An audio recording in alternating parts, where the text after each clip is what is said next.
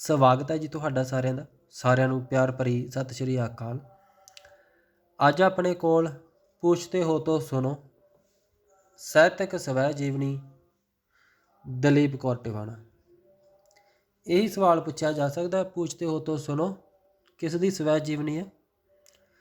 ਦਲੀਪ ਕੌਰ ਟਿਵਾਣਾ। ਬਸ ਅਜੀਤ ਕੌਰ ਦਾ ਭੁਲੇਖਾ ਨਾ ਖਾਣਾ। ਇਹਨਾਂ ਦੀਆਂ ਹੋਰ ਵੀ ਸਵੈ ਜੀਵਨੀਆਂ ਮਿਲਦੀਆਂ। ਸਾਹਿਤਕ ਸਵੈ ਜੀਵਨੀ ਵਿੱਚ ਲੇਖਕ ਨੇ ਆਪਣੇ ਬਾਰੇ ਹੀ ਵਰਣਨ ਕਰਨਾ ਹੁੰਦਾ, ਆਪਣੇ ਪਾਤਰਾਂ, ਆਪਣੀਆਂ ਰਚਨਾਵਾਂ ਬਾਰੇ। ਫਿਰ ਵੀ ਥੋੜ੍ਹਾ ਬਹੁਤ ਲੇਖਕਾਂ ਨੇ ਆਸੇ ਪਾਸੇ ਦੀਆਂ ਗੱਲਾਂ ਕੀਤੀਆਂ, ਪਰ ਸੁਚੇਤ ਰੂਪ ਵਿੱਚ ਕਿ ਮੇਰੀ ਸਾਹਿਤਕ ਸਵੈ ਜੀਵਨੀ ਆ, ਮੈਂ ਕਿਤੇ ਹੋਰ ਆਸੇ ਪਾਸੇ ਦੀਆਂ ਗੱਲਾਂ ਕਰਨ ਲੱਗ ਗਈ। ਸਭ ਤੋਂ ਪਹਿਲਾਂ ਤਾਂ ਆਪਾਂ ਇਹਨਾਂ ਦੇ ਜੀਵਨ ਬਾਰੇ ਦੇਖ ਲਈਏ। ਇਹਨਾਂ ਨੂੰ ਸਰਸਵਤੀ ਸਨਮਾਨ ਮਿਲਿਆ ਸੀ 2001 ਦੇ ਵਿੱਚ, ਸਾਲ 2001। ਕਥਾ ਕਹੋ ਉਰਵਸ਼ੀ ਦੇ ਲਈ 10 ਲੱਖ ਦੀ ਰਾਸ਼ੀ ਹੁੰਦੀ ਹੈ ਇਸ ਸਨਮਾਨ ਦੀ, ਕੇ ਬਿਰਲਾ ਫਾਊਂਡੇਸ਼ਨ ਵੱਲੋਂ ਦਿੱਤਾ ਜਾਂਦਾ। 1991 ਦੇ ਵਿੱਚ ਸ਼ੁਰੂ ਹੋਇਆ ਸੀ ਇਹ। ਪਹਿਲੀ ਵਾਰ ਮਿਲਿਆ ਸੀ ਹਰੀਵੰਸ਼ ਰਾਏ ਬਚਨ ਨੂੰ ਸਰਸਵਤੀ ਸਨਮਾਨ। ਬਹੁਤ ਘੱਟ ਲੇਖਕਾਂ ਨੂੰ, ਪੰਜਾਬੀ ਦਿਆਂ ਨੂੰ ਇਹ ਸਨਮਾਨ ਆ ਜਿਹੜਾ ਮਿਲਿਆ। ਇਹਨਾਂ ਦਾ ਜਨਮ ਹੋਇਆ ਸੀ 4 ਮਈ 1935 ਅਤੇ 84 ਸਾਲਾਂ ਦੀ ਉਮਰ ਦੇ ਵਿੱਚ ਦੇਹਾਂਤ ਹੋਇਆ 31 ਜਨਵਰੀ 2020 ਦੇ ਵਿੱਚ। ਇਹਨਾਂ ਨੇ ਨਿੱਕੀ ਕਹਾਣੀ ਅਤੇ ਨਾਵਲ ਲਿਖੇ। ਜਿਹੜੇ ਟਿਵਾਣਾ, ਇਹਨਾਂ ਦੇ ਜਿਹੜੇ ਇਸਤਰੀ ਪਾਤਰ ਹੈ ਉਹ ਮਜਬੂਰ, ਸਮਾਜ ਵਿੱਚ ਨੀਵੇਂ ਦਰਜੇ ਦੀ ਹਾਲਤ ਵਾਲੇ, ਅਤੇ ਇਹਨਾਂ ਦੇ ਰਚਨਾਵਾਂ ਦੀਆਂ ਪੜ੍ਹੀਆਂ ਲਿਖੀਆਂ ਔਰਤਾਂ ਵੀ ਨਾ ਬਰਾਬਰੀ ਦੀਆਂ ਸ਼ਿਕਾਰ ਔਰਤਾਂ, ਬਰਾਬਰੀ ਦਾ ਦਰਜਾ ਨਹੀਂ ਰੱਖਦੀਆਂ। 1971 ਵਿੱਚ ਇਹਨਾਂ ਨੂੰ ਇਹ ਹਮਾਰਾ ਜੀਵਨਾ ਦੇ ਲਈ ਸਾਹਿਤ ਅਕੈਡਮੀ ਅਵਾਰਡ ਮਿਲਿਆ ਸੀ, ਅਤੇ ਇਹ ਪਹਿਲੀ ਔਰਤ ਆ ਪੰਜਾਬੀ ਯੂਨੀਵਰਸਿਟੀ ਦੇ ਵਿੱਚ ਜਿਸ ਨੇ PhD ਕੀਤੀ ਹੈ। PhD ਕਰਨ ਵਾਲੀ ਪਹਿਲੀ ਔਰਤ ਆ ਪੰਜਾਬੀ ਯੂਨੀਵਰਸਿਟੀ ਦੀ। ਇੱਕ ਛੋਟੀ ਜਿਹੀ ਘਟਨਾ, ਮੈਂ ਫਸਟ ਈਅਰ ਦੇ ਵਿੱਚ ਜਦੋਂ ਗਿਆ, ਬਚਪਨ ਤੋਂ ਹੀ ਭੁੱਖ ਸੀ ਮੈਨੂੰ ਕਿਤਾਬਾਂ ਪੜ੍ਹਨ ਦੀ। ਤੀਜੀ ਚੌਥੀ ਜਮਾਤ ਤੋਂ ਹੀ ਸਾਡੇ ਘਰ ਇੱਕ ਕਿਤਾਬ ਹੁੰਦੀ ਸੀ ਕਹਾਣੀਆਂ ਦੀ, ਮੈਂ ਉਹੀ ਪੜ੍ਹਦਾ ਰਹਿੰਦਾ ਵਾਰ-ਵਾਰ। ਅਤੇ 12ਵੀਂ ਤੱਕ ਤਾਂ ਕਦੇ ਕੋਈ ਲਾਇਬ੍ਰੇਰੀ ਦੇਖੀ ਨਹੀਂ ਸੀ। ਫਸਟ ਈਅਰ ਦੇ ਵਿੱਚ ਕਾਲਜ ਦੀ ਜਦੋਂ ਲਾਇਬ੍ਰੇਰੀ ਦੇਖੀ ਤਾਂ ਉਹ ਭੁੱਖ ਜਿਹੜੀ ਫਿਰ ਜਾਗ ਗਈ। ਤਾਂ ਲਾਇਬ੍ਰੇਰੀ ਵਿੱਚ ਹੀ ਬੈਠੇ ਰਹਿੰਦੇ ਸਾਰਾ ਦਿਨ, ਕਦੇ ਕੋਈ ਲੈਕਚਰ ਨਹੀਂ ਲਾਇਆ, ਕੁਛ ਨਹੀਂ ਕੀਤਾ। ਤਾਂ ਲਾਇਬ੍ਰੇਰੀਅਨ ਨਾਲ ਕਾਫੀ ਜਾਣ ਪਹਿਚਾਣ ਸੀ, ਤਾਂ ਕਿਤਾਬਾਂ, ਨਾਵਲ ਕੁਝ ਵੀ ਲੈਣਾ ਤਾਂ ਉਹ ਵੱਧ ਹੀ ਕਿਤਾਬਾਂ ਦੇ ਦਿੰਦੇ ਹੁੰਦੇ ਸੀ। ਕਈ ਵਾਰੀ ਲਿਆ ਕੇ ਫਿਰ ਕਾਲਜ ਜਾਈਦਾ ਨਹੀਂ ਸੀ ਕਈ ਦਿਨ। ਤਾਂ ਉਹਨਾਂ ਨੇ ਇਹ ਹਮਾਰਾ ਜੀਵਨਾ ਨਾਵਲ ਪੜ੍ਹ ਕੇ ਹਟੇ ਸੀ ਉਹ ਲਾਇਬ੍ਰੇਰੀਅਨ। ਤਾਂ ਉਹਨਾਂ ਨੇ ਮੈਨੂੰ ਇਹ ਨਾਵਲ ਦਿੱਤਾ ਕਿ ਪੜ੍ਹੀ, ਬਹੁਤ ਵਧੀਆ ਨਾਵਲ ਹੈ। ਅਤੇ ਮੈਂ ਨਾਵਲ ਦਾ 2 ਕੁ ਪੇਜ ਪੜ੍ਹੇ ਅਤੇ ਬਸ ਉਵੇਂ ਹੀ ਰੱਖਿਆ ਅਤੇ ਬਾਅਦ ਦੇ ਵਿੱਚ ਵਾਪਸ ਕਰ ਆਇਆ, ਕਿਉਂਕਿ ਮੈਂ ਇੱਕ ਅੰਦਾਜ਼ਾ ਜਿਹਾ ਲਗਾ ਲਿਆ ਆਪਦੇ ਮਨ ਕੋਲੋਂ ਕਿ ਬਸ ਯਾਰ ਇਹ ਹਮਾਰਾ ਜੀਵਨਾ ਔਰਤ ਨੇ ਲਿਖਿਆ, ਬਸ ਉਹੀ ਔਰਤ ਦੇ ਦੁੱਖ ਦਰਦ ਬਿਆਨ ਕੀਤੇ ਹੋਣਗੇ ਵੀ ਬਹੁਤ ਪੜ੍ਹ ਲਏ, ਛੱਡੋ ਪਰ ਇਹ ਨਹੀਂ ਪੜ੍ਹਨੇ। ਅਤੇ ਵਾਕਈ ਮੈਂ ਪੜ੍ਹ ਵੀ ਲਏ ਸੀ ਬਹੁਤ ਸਾਰੇ ਨਾਵਲ। ਪਰ BA ਫਾਈਨਲ ਦੇ ਵਿੱਚ ਪਤਾ ਨਹੀਂ ਕਿਉਂ ਉਹੀ ਨਾਵਲ ਮੈਂ ਦੁਬਾਰਾ ਜਦੋਂ ਚੱਕ ਲਿਆ ਆਪ ਹੀ ਅਤੇ ਉਸ ਨੂੰ ਦੁਬਾਰਾ ਪੜ੍ਹਿਆ, ਤਾਂ ਮੈਨੂੰ ਲੱਗਿਆ ਕਿ ਜਿੱਥੇ ਬਾਕੀ ਲੇਖਕ ਸੋਚਣਾ ਬੰਦ ਕਰ ਦਿੰਦੇ ਆ, ਬਸ ਉਹਨਾਂ ਦੀ ਬੁੱਧੀ ਬੰਦ ਹੋ ਜਾਂਦੀ ਹੈ ਲਿਖ ਕੇ, ਇਸ ਤੋਂ ਅੱਗੇ ਲਿਖਣਾ ਸ਼ੁਰੂ ਕਰਦੀ ਆ ਦਲੀਪ ਕੌਰ ਟਿਵਾਣਾ। ਇਹਨਾਂ ਦੀ ਸਾਹਿਤਕ ਸਵੈ ਜੀਵਨੀ ਵੀ ਤੁਸੀਂ ਪੜ੍ਹ ਸਕਦੇ ਹੋ, ਤੁਹਾਨੂੰ ਆਪਣੇ ਆਪ ਮਹਿਸੂਸ ਹੋਵੇਗਾ। ਅਤੇ ਇਹਨਾਂ ਉੱਪਰ ਇਲਜ਼ਾਮ ਵੀ ਲੱਗਦਾ ਕਿ ਤੁਸੀਂ ਔਰਤਾਂ ਦੇ ਪੱਖ ਵਿੱਚ ਜ਼ਿਆਦਾ ਲਿਖਦੇ ਹੋ, ਦੁੱਖ ਤਕਲੀਫਾਂ ਮਰਦਾਂ ਨੂੰ ਵੀ ਹੁੰਦੀਆਂ। ਤਾਂ ਇੱਥੇ ਲੇਖਕਾਂ ਦਾ ਜਵਾਬ ਆ ਕਿ ਉਹ ਅਸਮਰਥ ਆ ਲਿਖਣ ਤੋਂ। ਉਹ ਮਰਦ ਹੁੰਦੀ ਤਾਂ ਉਹ ਜ਼ਰੂਰ ਲਿਖਦੀ। ਇਹ ਕੰਮ ਮਰਦ ਲੇਖਕਾਂ ਦਾ,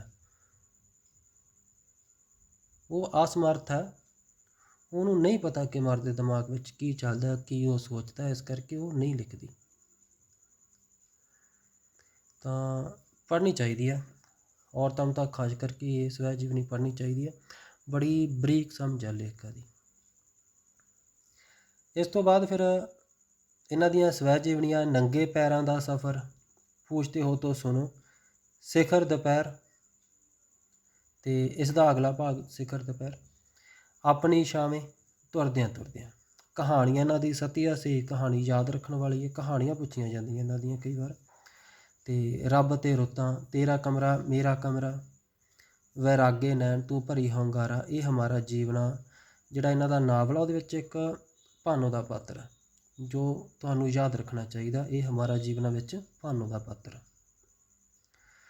ਤੇ ਇਹਨਾਂ ਦਾ ਪਹਿਲਾ ਕਹਾਣੀ ਸੰਗ੍ਰਹਿ 1954 ਦੇ ਵਿੱਚ ਪ੍ਰਕਾਸ਼ਿਤ ਹੋਇਆ ਸੀ ਤੇ ਸਰਸਵਤੀ ਸਨਮਾਨ ਆਪਾਂ ਕਰ ਹੀ ਲਿਆ 2001 ਦੇ ਵਿੱਚ ਮਿਲਿਆ ਸੀ।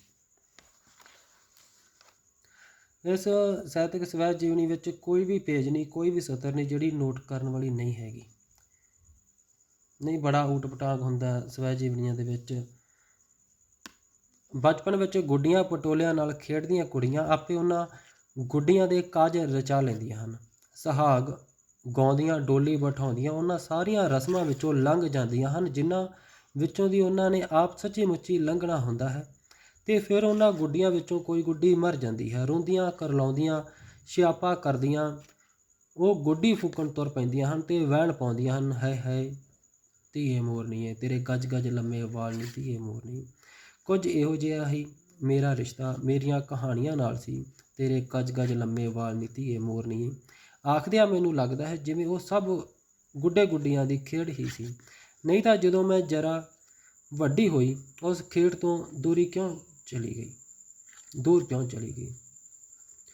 ਉਸ ਉਮਰੇ ਸੱਚ ਤੇ ਛਲ, ਸੱਚ ਤੇ ਸੁਪਨੇ ਵਿਚਕਾਰਲੀ ਲਕੀਰ ਦੀ ਏਡੀ ਪਹਿਚਾਣ ਨਹੀਂ ਹੁੰਦੀ। ਪ੍ਰਿੰਸੀਪਲ ਤੇਜਾ ਸਿੰਘ ਨੇ ਜਦੋਂ ਇੱਕ ਕਹਾਣੀ ਬਾਰੇ ਆਖਿਆ ਤੇ ਇਹ ਏਡੀ ਵਧੀਆ ਨਹੀਂ, ਤਾਂ ਮੇਰਾ ਜਵਾਬ ਸੀ ਕਹਾਣੀ ਤਾਂ ਵਧੀਆ ਹੀ ਹੈ ਪਰ ਤੁਹਾਨੂੰ ਸਮਝ ਨਹੀਂ ਲੱਗੀ। ਤਾਂ ਪ੍ਰਿੰਸੀਪਲ ਤੇਜਾ ਸਿੰਘ ਨੇ ਕਿਹਾ ਸੀ ਕਿ ਤੂੰ ਇੱਕ ਵਧੀਆ ਲੇਖਕ ਬਣ ਚੁੱਕੀ ਹੈ। ਅਜਿਹੇ ਬੇਬੁਨਿਆਦ ਜਿਹੇ ਵਿਸ਼ਵਾਸ ਸਦਕਾ ਹੀ ਮੈਂ ਕਹਾਣੀਆਂ ਲਿਖਦੀ ਵੀ ਰਹੀ, ਕਹਾਣੀਆਂ ਛਪਦੀਆਂ ਵੀ ਰਹੀਆਂ, ਲੋਕ ਪੜ੍ਹਦੇ ਵੀ ਰਹੇ। ਝੂਠੀਆਂ ਸੱਚੀਆਂ ਮਾੜੀਆਂ ਮੋਟੀਆਂ ਤਾਰੀਫਾਂ ਜਿਹੀਆਂ ਵੀ ਹੋਣ ਲੱਗ ਪਈਆਂ, ਪਰ ਇਹਨਾਂ ਗੱਲਾਂ ਦਾ ਮੈਨੂੰ ਧਰਵਾਸ ਕੋਈ ਨਹੀਂ ਸੀ। ਇਸ ਲਈ ਨਾ ਕਿਸੇ ਨੂੰ ਕਿਸੇ ਕਿਤਾਬ ਦੀ ਭੂਮਿਕਾ ਲਿਖਣ ਲਈ ਆਖਿਆ, ਨਾ ਕੋਈ ਕਿਤਾਬ ਕਿਧਰੇ ਰਿਵਿਊ ਲਈ ਭੇਜੀ। ਇਹ ਹੁੰਦੀ ਹੈ ਇੱਕ ਦਲੇਰ ਔਰਤ ਦੀ ਲਿਖਤ, ਪਰ ਅੱਜ ਕੱਲ੍ਹ ਬੜਾ ਕੁਝ ਉਲਟ। ਇਸ ਔਰਤ ਦੀ ਦਲੇਰੀ ਪੰਜਾਬੀ ਯੂਨੀਵਰਸਿਟੀ ਵਿੱਚ ਇਹਨਾਂ ਦੇ ਕੀਤੇ ਹੋਏ ਕੰਮ, ਪੰਜਾਬੀ ਲਈ ਇਹਨਾਂ ਦਾ ਕੀਤਾ ਹੋਇਆ ਕੰਮ ਸ਼ਲਾਘਾਯੋਗ ਹੈ।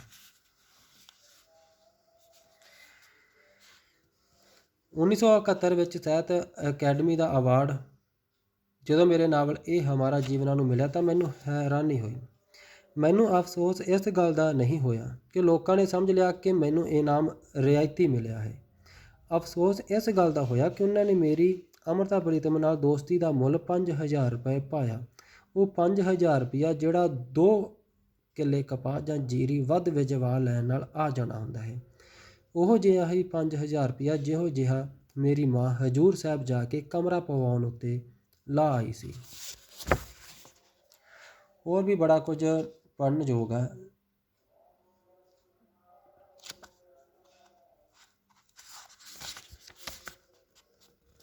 ਮੈਂ ਦੀਵਾਨੇ ਬਾਰੇ ਇੱਕ ਲੇਖ ਲਿਖਿਆ, ਰੱਬ ਵਰਗਾ। ਸੁਣ ਕੇ ਉਹ ਖੁਸ਼ ਹੋਇਆ, ਪਰ ਜਦ ਇਹ ਲੇਖ ਜਦੋਂ ਆਰਸੀ ਵਿੱਚ ਛਪਿਆ ਤਾਂ ਮੈਂ ਰੱਬ ਵਰਗਾ ਸਿਰਲੇਖ ਦੀ ਥਾਂ ਡਾਕਟਰ ਮੋਹਨ ਸਿੰਘ ਦੀਵਾਨਾ ਦੇ ਦਿੱਤਾ। ਮੇਰਾ ਇਹ ਮਤਲਬ ਸੀ ਲੋਕਾਂ ਨੇ ਰੱਬ ਵਰਗਾ ਦੇ ਉਹ ਮੈਨੇ ਨਹੀਂ ਕੱਢਣੇ ਜੋ ਮੈਂ ਸੋਚੇ ਹਨ ਕਿ ਰੱਬ ਕੋਲ ਸਭ ਕੁਝ ਹੈ, ਪਰ ਉਹ ਦੂਜਿਆਂ ਨੂੰ ਉਹਨਾਂ ਦੀ ਔਕਾਤ ਅਤੇ ਕਰਮਾਂ ਅਨੁਸਾਰ ਚੰਗਾ ਮਾੜਾ ਦਿੰਦਾ ਹੈ। ਡਾਕਟਰ ਦੀਵਾਨਾ ਨਾਰਾਜ਼ ਹੋ ਗਿਆ। ਫਿਰ ਵੀ 83 ਸਾਲ ਦੀ ਉਮਰ ਵਿੱਚ ਤੁਰ ਜਾਣ ਦੀ ਤਿਆਰੀ ਕਰ ਰਿਹਾ ਜਦੋਂ ਮੈਨੂੰ ਆਖ ਰਿਹਾ ਸੀ 2000 ਕਿਤਾਬਾਂ ਤਾਂ ਮੈਂ ਲਾਇਬ੍ਰੇਰੀ ਨੂੰ ਵੰਡ ਦਿੱਤੀਆਂ ਹਨ, ਪਰ ਇਹ ਜੋ 5 ਟਰੰਕ ਉਰਦੂ, ਹਿੰਦੀ, ਅੰਗਰੇਜ਼ੀ, ਪੰਜਾਬੀ ਦੀਆਂ ਕੀਮਤੀ ਕਿਤਾਬਾਂ ਟਾਈਪ ਕੀਤੇ ਖਰੜਿਆਂ ਅਤੇ ਹੱਥ ਲਿਖਤਾਂ ਨਾਲ ਭਰੇ ਪਏ ਹਨ, ਇਹਨਾਂ ਨੂੰ ਤੂੰ ਬੇਟਾ ਲੈ ਜਾ। ਤਾਂ ਮੈਂ ਬਹੁਤ ਉਦਾਸ ਹੋ ਕੇ ਸੋਚ ਰਹੀ ਸੀ। ਮੈਂ ਟਰੰਕ ਨਹੀਂ ਲੈ ਕੇ ਆਈ, ਪਰ ਡਾਕਟਰ ਦੀਵਾਨਾ ਸੱਚੀ ਇਸ ਸੰਸਾਰ ਤੋਂ ਚਲਿਆ ਗਿਆ। ਹੁਣ ਇਹ ਸਭ ਟਰੰਕ ਅਤੇ ਟਰੰਕਾਂ ਵਿਚਲਾ ਕੀਮਤੀ ਸਮਾਨ ਪੰਜਾਬੀ ਯੂਨੀਵਰਸਿਟੀ ਕੋਲ ਅਮਾਨਤ ਹੈ ਅਤੇ ਯੂਨੀਵਰਸਿਟੀ ਇਸ ਦੀ ਯੋਗ ਸਾਂਭ ਸੰਭਾਲ ਲਈ ਯਤਨਸ਼ੀਲ ਹੈ।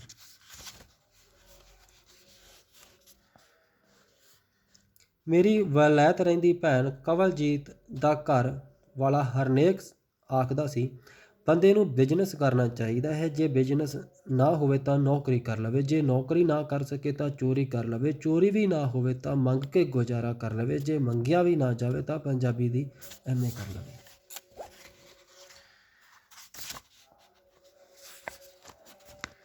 ਇੱਕ ਵਾਰ ਡਾਕਟਰ ਹਰਭਜਨ ਸਿੰਘ ਹੋਰੀ ਯੂਨੀਵਰਸਿਟੀ ਦੇ ਵਿਜ਼ਿਟਿੰਗ ਪ੍ਰੋਫੈਸਰ ਦੇ ਤੌਰ ਉੱਪਰ ਮਹੀਨੇ ਕੁ ਲਈ ਬੁਲਾਏ।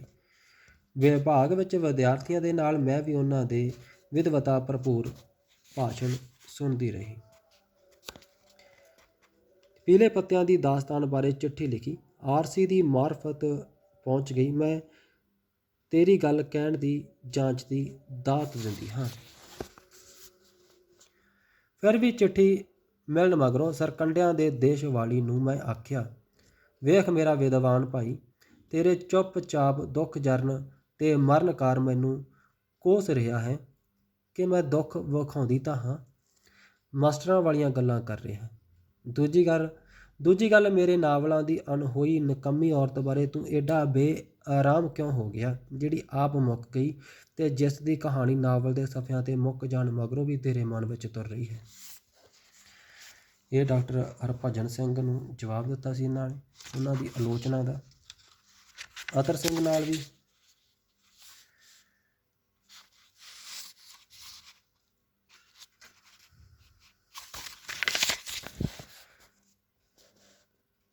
ਆਦਮੀ ਨੂੰ ਔਰਤ ਦੇ ਸਿਰਫ ਦੋ ਹੀ ਰੂਪ ਦਿਸਦੇ ਹਨ, ਇੱਕ ਦੇਵੀ ਵਾਲਾ, ਮਾਂ ਧੀ ਪਤਨੀ ਭਾਵ ਘਰ ਦੀਆਂ ਸਭ ਔਰਤਾਂ ਦੇਵੀ ਸਮਾਨ ਹੁੰਦੀਆਂ ਹਨ, ਤੇ ਦੂਜਾ ਵੇਸ਼ਵਾ ਵਾਲਾ। ਬੇਗਾਨੀ ਹਰ ਔਰਤ ਵੱਲੋਂ ਮੈਲੀਆਂ ਨਜ਼ਰਾਂ ਨਾਲ ਦੇਖ ਸਕਦਾ ਹੈ, ਪਰ ਅੱਜ ਔਰਤ ਆਪਣੀ ਗੱਲ ਜਦੋਂ ਆਪ ਕਰਦੀ ਹੈ ਤਾਂ ਦੇਵੀ ਹੋਣਾ ਜਾਂ ਵੇਸ਼ਵਾ ਹੋਣਾ ਉਸ ਦੀ ਜ਼ਿੰਦਗੀ ਦਾ ਸੱਚ ਨਹੀਂ ਬਣਦਾ। ਉਹ ਦੇਵੀ ਅਤੇ ਵੇਸ਼ਵਾ ਵਿਚਲੀ ਲਕੀਰ ਪ੍ਰਵਾਨ ਨਹੀਂ ਕਰਦੀ। ਈਰਾਨ ਦੀ ਲੇਖਿਕਾ ਸਾਧਵੀ ਆਪਣੇ novel woman at point zero ਵਿੱਚ ਨਾਇਕਾ ਤੋਂ ਜੋ ਇੱਕ ਵੇਸ਼ਵਾ ਹੈ ਅਖਵਾਉਂਦੀ ਹੈ, ਪਤਨੀ ਵੀ ਤਾਂ ਇੱਕ ਵੇਸ਼ਵਾ ਹੀ ਹੁੰਦੀ ਹੈ, ਇੱਕ ਘਟੀਆ ਵੇਸ਼ਵਾ ਜੋ ਇੱਕ ਆਦਮੀ ਨਾਲ ਆਪਣੇ ਜਿਸਮ ਦਾ ਵਪਾਰ ਕਰਦੀ ਹੈ ਤੇ ਉਸ ਕੋਲ ਨਾ ਕਹਿਣ ਦਾ ਅਧਿਕਾਰ ਵੀ ਨਹੀਂ ਹੁੰਦਾ। ਅਸੀਂ ਸਾਧਵੀ ਦੀ ਸੋਚ ਨਾਲ ਭਾਵੇਂ ਸਹਿਮਤ ਨਾ ਹੋਈਏ, ਪਰ ਇਸ ਗੱਲ ਤੋਂ ਇਨਕਾਰੀ ਨਹੀਂ ਹੋ ਸਕਦੇ ਕਿ ਅੱਜ ਦੀ ਔਰਤ ਆਪਣੀ ਸਥਿਤੀ ਬਾਰੇ ਸੋਚਦੀ ਹੈ। ਉਹ ਇਹ ਸਮਝਣ ਦੀ ਕੋਸ਼ਿਸ਼ ਵਿੱਚ ਹੈ ਕਿ ਬਾਹਰਲਾ ਜਗਤ ਜਿਸ ਮਨੁੱਖ ਨੂੰ ਸਿਰਫ ਇੱਕ ਕਾਮੇ ਦੀ ਥਾਂ ਦਿੰਦਾ ਹੈ, ਉਹ ਘਰ ਵਿੱਚ ਆ ਕੇ ਬਾਦਸ਼ਾਹ ਕਿਵੇਂ ਬਣ ਜਾਂਦਾ ਹੈ। ਇਸ ਸਥਿਤੀ ਲਈ ਕੌਣ ਜ਼ਿੰਮੇਵਾਰ ਹੈ, ਸਮਾਜਿਕ ਢਾਂਚਾ, ਆਦਮੀ ਜਾਂ ਔਰਤ ਆਪ, ਜਾਂ ਸਾਰੇ ਹੀ। ਅੰਮ੍ਰਿਤਾ ਪ੍ਰੀਤਮ ਦੀ ਕਵਿਤਾ ਅੰਨਦੱਤ ਅਜਿਹੇ ਹੀ ਪ੍ਰਸੰਗ ਵਿੱਚ ਹੈ ਜਦੋਂ ਛਪੀ ਸੀ ਤਾਂ ਬੜਾ ਵਾਹ ਵੇਲਾ ਖੜਾ ਹੋਇਆ ਸੀ।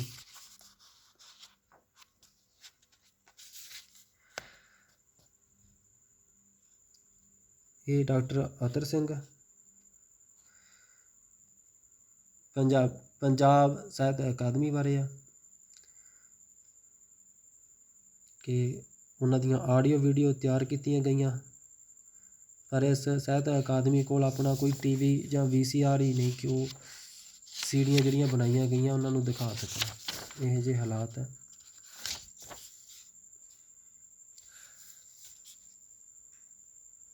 ਇਹ ਵੀ ਤੁਸੀਂ ਪੜ੍ਹ ਸਕਦੇ ਹੋ ਵੀਡੀਓ ਰੋਕ ਕੇ, ਸਮਾਂ ਬਚੇਗਾ ਤੁਹਾਡਾ।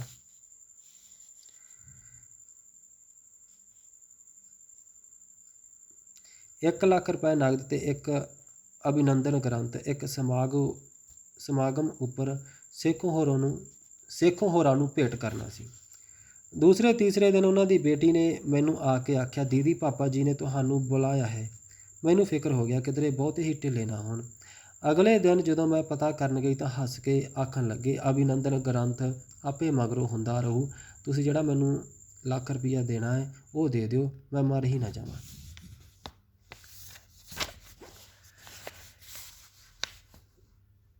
ਇੱਕ ਵਾਰੀ ਮੈਂ ਸੇਖੋਂ ਹੋਰਾਂ ਨੂੰ ਪੁੱਛਿਆ, ਉਂਝ ਤਾਂ ਤੁਸੀਂ ਮਾਰਕਸਵਾਦੀ ਅਖਵਾਉਂਦੇ ਹੋ ਤੇ ਧੀਆਂ ਦੇ ਵਿਆਹਾਂ ਉੱਪਰ ਇੰਨਾ ਖਰਚ ਕਰਨ ਦੀ ਕੀ ਲੋੜ ਸੀ? ਤਾਂ ਆਖਣ ਲੱਗੇ, ਮੇਰੀਆਂ ਧੀਆਂ ਤਾਂ ਮਾਰਕਸਵਾਦੀ ਨਹੀਂ ਤੇ ਨਾ ਹੀ ਜਵਾਈ ਮਾਰਕਸਵਾਦੀ ਹਨ। ਮੈਨੂੰ ਉਹਨਾਂ ਦੀ ਗੱਲ ਵਧੀਆ ਲੱਗੀ ਕਿ ਉਹਨਾਂ ਦੇ ਘਰਦਿਆਂ ਨੂੰ ਉਹਨਾਂ ਦੀ ਕਿਸੇ ਵੀ ਗੱਲ ਦਾ ਇੱਥੋਂ ਤੱਕ ਕਿ ਲੇਖਕ ਹੋਣ ਦਾ ਵੀ ਮੁੱਲ ਨਹੀਂ ਤਾਰਨਾ ਪਿਆ।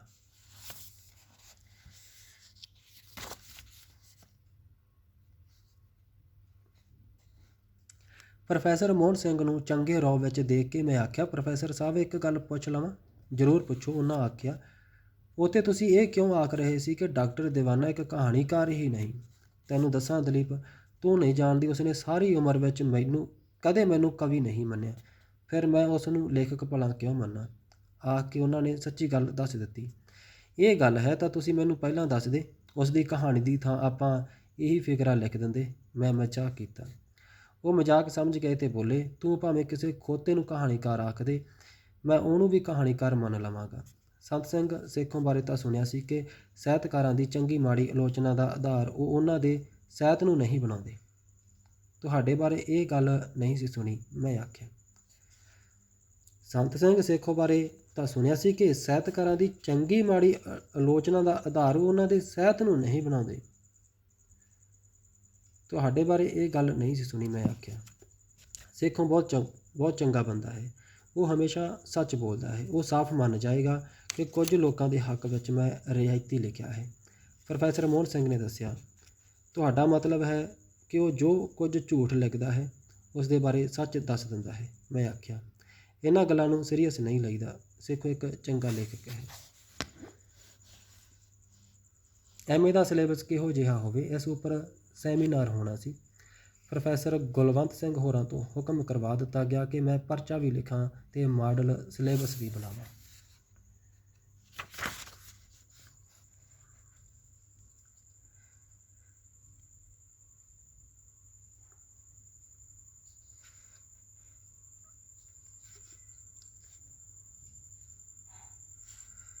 ਪਾਤਰ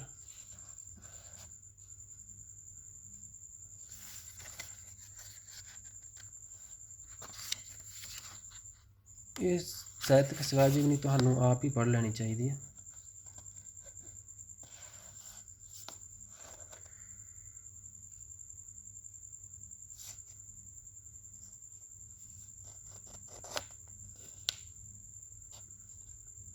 ਪ੍ਰੋਫੈਸਰ ਭੁਪਿੰਦਰ ਆਖਦੇ ਹਨ, ਭੁਪਿੰਦਰ, ਸਿਰਫ ਔਰਤਾਂ ਹੀ ਦੁਖੀ ਹਨ, ਆਦਮੀ ਨਹੀਂ। ਗੱਲ ਉਹਨਾਂ ਦੀ ਠੀਕ ਹੈ। ਉਹ ਹਮੇਸ਼ਾ ਹੀ ਗੱਲ ਸਮਝਦਾਰੀ ਦੀ ਕਰਦੇ ਹਨ। ਬਥੇਰੀਆਂ ਔਰਤਾਂ ਆਦਮੀਆਂ ਦਾ ਜਿਉਣਾ ਦੁੱਭਰ ਕਰ ਦਿੰਦੀਆਂ ਨੇ। ਉਹ ਆਦਮੀ ਇਹ ਸਭ ਕਿਵੇਂ ਜਰਦੇ ਅਤੇ ਕੀ ਕਰਦੇ ਨੇ, ਇਹ ਗੱਲ ਕੋਈ ਟਾਲਸਟਾਏ ਵਰਗਾ ਮੇਰੇ ਨਾਲੋਂ ਵੱਧ ਜਾਣ ਸਕਦਾ ਹੈ ਅਤੇ ਬਿਆਨ ਕਰ ਸਕਦਾ ਹੈ। ਇਹ ਗੱਲ ਨਹੀਂ ਕਿ ਮੈਂ ਇਹ ਗੱਲ ਸਵੀਕਾਰ ਨਹੀਂ ਕਰਦੀ ਕਿ ਦੁੱਖ ਮਰਦਾਂ ਦੇ ਹਿੱਸੇ ਵੀ ਆਉਂਦੇ। ਮੈਂ ਤਾਂ ਸਿਰਫ ਉਸੇ ਖੇਤਰ ਦੀ ਗੱਲ ਕਰਨੀ ਚਾਹੁੰਦੀ ਹਾਂ ਜਿਸ ਦੀ ਮੈਂ ਹਾਮੀ ਭਰ ਸਕਦੀ ਹਾਂ।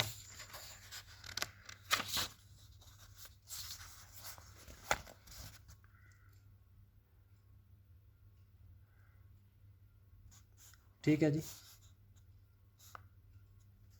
ਯਾਦ ਰੱਖਣਾ ਇਹਨਾਂ ਦੀ ਜਿੰਨਾ ਕੁ ਆਪਾਂ ਕੀਤਾ।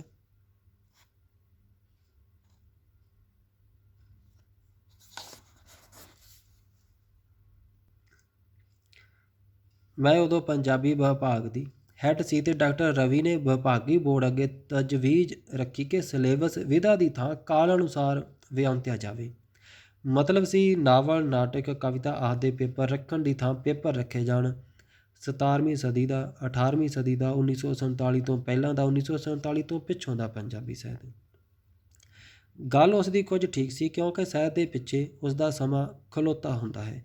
ਪਰ ਮੈਨੂੰ ਲੱਗਿਆ ਕਿ ਇੱਕ ਪੀਰੀਅਡ ਵਿੱਚ ਅਨੇਕਾਂ ਸਾਹਿਤਕ ਵੰਨਗੀਆਂ ਹੋਣਗੀਆਂ ਅਤੇ ਉਹਨਾਂ ਸਭਨਾਂ ਨਾਲ ਇਨਸਾਫ ਕਰ ਸਕਣਾ ਕਿਸੇ ਇੱਕ ਟੀਚਰ ਦੇ ਵੱਸ ਦੀ ਗੱਲ ਨਹੀਂ ਹੋਵੇਗੀ ਅਤੇ ਮੈਂ ਰਵੀ ਦੀ ਇਸ ਤਜਵੀਜ਼ ਨੂੰ ਰੱਦ ਕਰ ਦਿੱਤਾ। ਰਵੀ ਨੇ VC ਨੂੰ ਗੱਲ ਦੱਸੀ ਅਤੇ ਨਾਲ ਹੀ ਬੇਨਤੀ ਕੀਤੀ, ਜਿਵੇਂ ਆਕਸਫੋਰਡ ਅਤੇ ਕੈਂਬਰਿਜ ਵਿੱਚ ਸਾਹਿਤ ਪੜ੍ਹਾਇਆ ਜਾਂਦਾ ਹੈ ਉਸੇ ਤਰ੍ਹਾਂ ਦਾ ਸਿਲੇਬਸ ਇੱਥੇ ਕੀਤਾ ਜਾਵੇ। ਸਿਲੇਬਸ ਸੰਬੰਧੀ ਇਹ ਮੀਟਿੰਗ ਸਿਰਫ board of studies the chairperson ਬੁਲਾ ਸਕਦਾ ਹੈ ਅਤੇ ਉਹ ਮੈਂ ਹਾਂ, ਅਤੇ ਇਹ VC ਦੇ ਕਮਰੇ ਵਿੱਚ ਨਹੀਂ, ਮੇਰੇ ਕਮਰੇ ਵਿੱਚ ਹੋਣੀ ਚਾਹੀਦੀ ਹੈ। ਰਵੀ ਨੇ ਮੇਰੇ ਕਮਰੇ ਵਿੱਚ ਆ ਕੇ ਬੋਰਡ ਦੇ ਮੈਂਬਰਾਂ ਸਾਹਮਣੇ ਆਪਣੀ ਤਜਵੀਜ਼ ਬੋਲ ਕੇ ਬਿਆਨ ਕੀਤੀ ਅਤੇ ਆਕਸਫੋਰਡ ਕੈਂਬਰਿਜ ਦੇ ਉਦਾਹਰਨ ਵੀ ਦਿੱਤੇ। ਮੈਂ ਆਖਿਆ, ਇਹ ਠੀਕ ਹੈ, ਆਕਸਫੋਰਡ ਕੈਂਬਰਿਜ ਵਿੱਚ ਸਿਲੇਬਸ ਪੀਰੀਅਡ ਵਾਈਜ਼ ਹੈ, ਪਰ ਉਸ ਪੀਰੀਅਡ ਵਿੱਚ ਜਿੰਨੇ ਵੀ ਸਾਹਿਤ ਰੂਪ ਹਨ ਉਹਨਾਂ ਨੂੰ ਵੱਖਰੇ ਵੱਖਰੇ ਪ੍ਰੋਫੈਸਰ ਪੜ੍ਹਾਉਂਦੇ ਹਨ। ਇਸ ਕਰਕੇ ਉੱਥੇ ਇਕੱਲੀ ਅੰਗਰੇਜ਼ੀ ਪੜ੍ਹਾਉਣ ਲਈ 150 ਟੀਚਰ ਹਨ। ਸਾਨੂੰ ਉਹਨੇ ਟੀਚਰ VC ਦੇ ਦੇਵੇ, ਅਸੀਂ ਵੀ ਸਿਲੇਬਸ ਪੀਰੀਅਡ ਅਨੁਸਾਰ ਕਰ ਦਿਆਂਗੇ।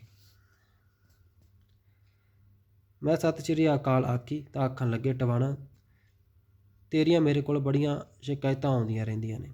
ਫਿਰ ਮੈਂ ਆਖਿਆ, ਫਿਰ ਐਕਸ਼ਨ ਲੈ ਲਓ। ਤਾਂ ਆਖਣ ਲੱਗੇ, ਮੈਂ ਆਖ ਦਿੱਤਾ ਸਭ ਨੂੰ, ਟਵਾਣਾ ਨੂੰ ਸਭ ਕੁਝ ਮਾਫ਼ ਹੈ। ਮੈਂ ਆਖਿਆ, ਫਿਰ ਮੈਨੂੰ ਦੱਸਦੇ ਕਿਉਂ ਹੋ? ਦੇਖਣਾ 2-4 ਮਹੀਨੇ ਮਗਰੋਂ ਤਾਂ ਮਿਲਣ ਆਉਣ ਵਿੱਚ ਕੋਈ ਹਰਜ ਨਹੀਂ ਹੁੰਦਾ। ਮੈਂ ਆਖਿਆ, ਡਾਕਟਰ ਸਾਹਿਬ, ਨਾ ਤਾਂ ਮੇਰੇ ਕੋਲ ਆਪਣੀਆਂ ਤਾਰੀਫਾਂ ਸੁਣਨ ਦਾ ਟਾਈਮ ਹੈ ਅਤੇ ਨਾ ਹੀ ਦੂਜਿਆਂ ਦੀਆਂ ਚੁਗਲੀਆਂ ਕਰਨ ਦਾ। ਇਸ ਸਾਹਿਤਕ ਸਵੈ ਜੀਵਨੀ ਵਿੱਚੋਂ ਇਹਨਾਂ ਦੀਆਂ ਕਹਾਣੀਆਂ ਨਾਲ ਸੰਬੰਧਿਤ, ਨਾਵਲ ਨਾਲ ਸੰਬੰਧਿਤ, ਤੁਹਾਨੂੰ ਪਾਤਰਾਂ ਨਾਲ ਸੰਬੰਧਿਤ ਇੱਕ ਅੱਧਾ ਪ੍ਰਸ਼ਨ ਆ ਜਿਹੜਾ ਜ਼ਰੂਰ ਮਿਲ ਜਾਏਗਾ ਪੇਪਰ 'ਚ।